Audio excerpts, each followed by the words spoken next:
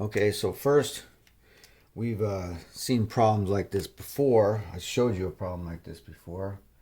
We have a capacitor.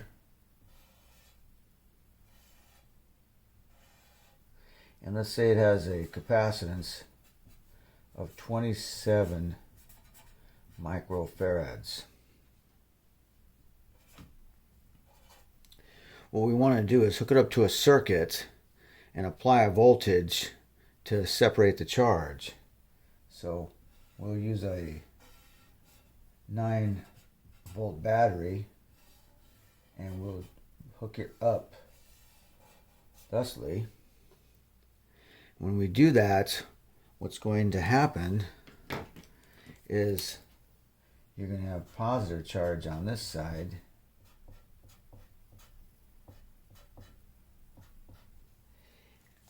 because you're going to move electrons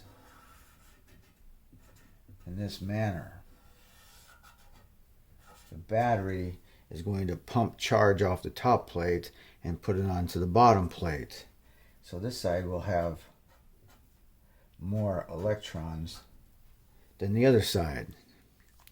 So what you're going to in effect do is create an electric field between these plates. That electric field is where you store the energy that you can use later on. Now, we know that the equation of a capacitive circuit is C equals Q over V.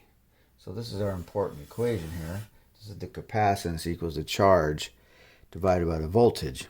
Well, the voltage over this capacitor is just the 9 volts. So the initial voltage is 9 volts.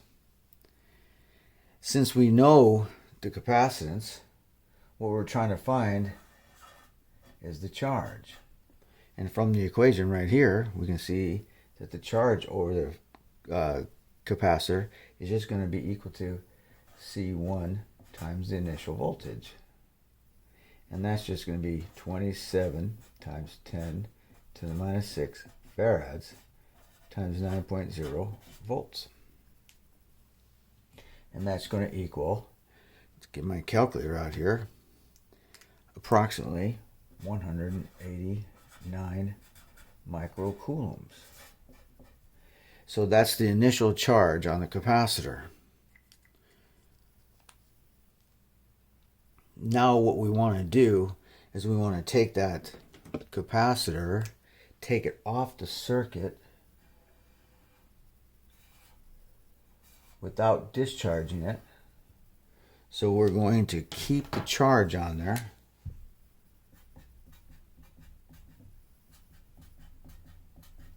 We're going to keep the charge because we haven't discharged it yet. Even though we took it off of the circuit.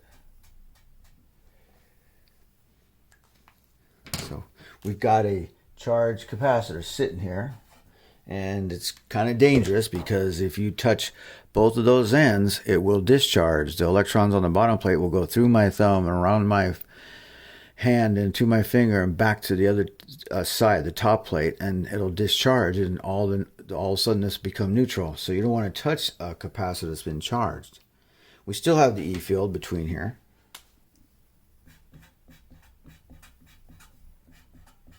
This is the important part. That's where the energy is stored. And what we want to do is hook it up to another capacitor.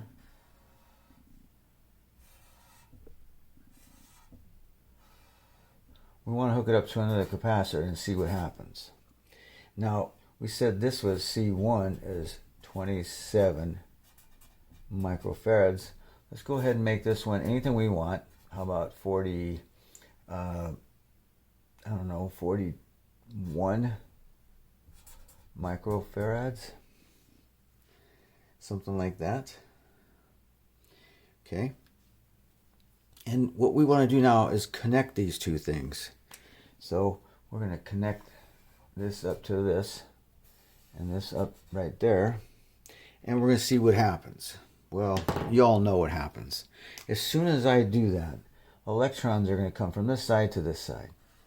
So electrons are going to go to this side. Well, electrons are going to go this way too.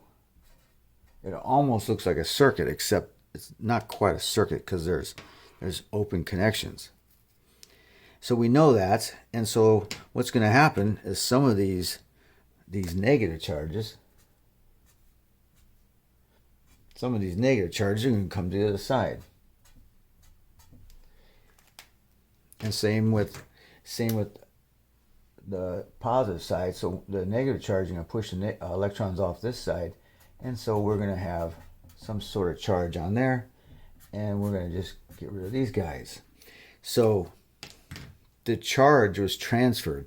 That 189 coulombs was transferred. Some of it stayed on C1, and some of it is being transferred to C2. It depends on the capacitances, what's going to happen in the voltage. So we got ourselves a parallel circuit here.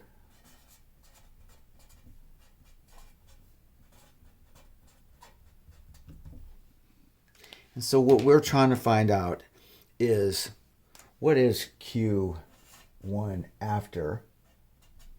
What is Q2 after?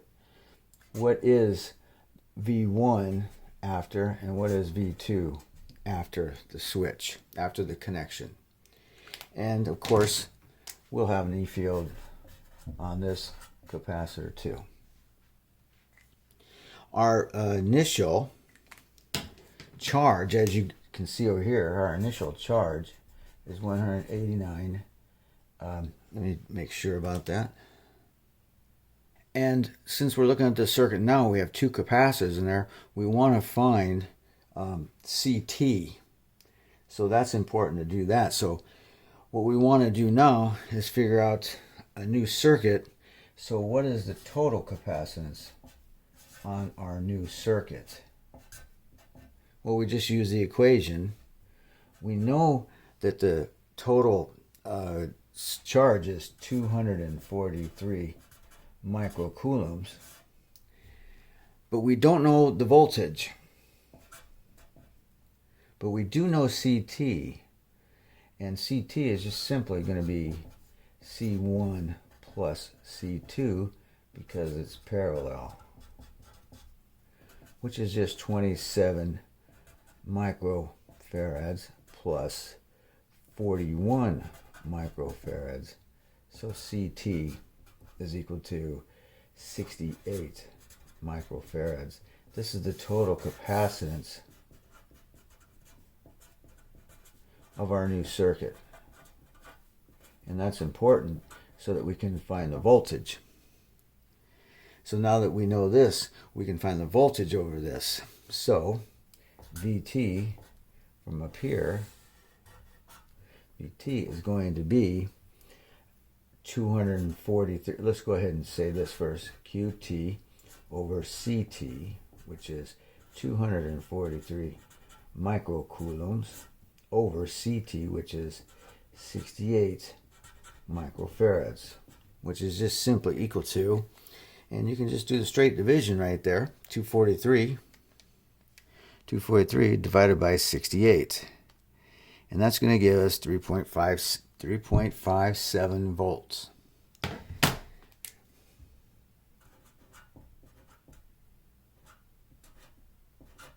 Now the reason why I could do that is because this is 10 to the minus 6 and this is 10 to the minus 6, so these things will cancel.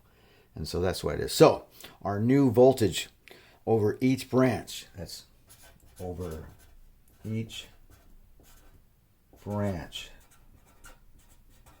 because it's parallel. So that's important to realize this. So we have a new voltage. Okay, we have a new voltage.